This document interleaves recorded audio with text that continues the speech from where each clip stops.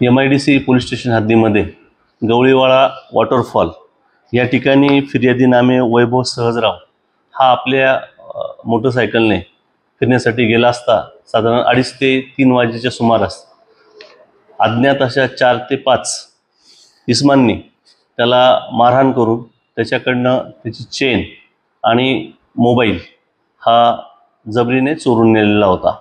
त्याप्रमाणे MIDC police स्टेशनला दरोड्याचा गुन्हा दाखल करण्यात आलेला होता।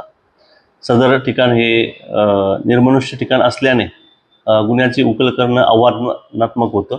API थोरात आणि त्यांच्या टीमने तांत्रिक विश्लेषणाच्या आधारावर तसेच मागील घटनांचा आढावा घेऊन सदरचा गुन्हा उघडकीस आणण्यामध्ये यश आलेलं आहे।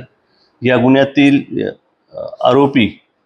रेकॉर्डवरील आरोपी सुरेश रणजित निकम, विलास बर्डे, भानुदास बर्डे व त्यांचे इतर अजून 2 साथीदार सर्व राहणार कात्रड तालुका राहुरी यांना अटक करण्यात आलेला आहे, ताब्यात घेण्यात आलेला आहे। त्यांना विचारपूस करता त्यांनी गुन्ह्याची कबुली दिलेली आहे।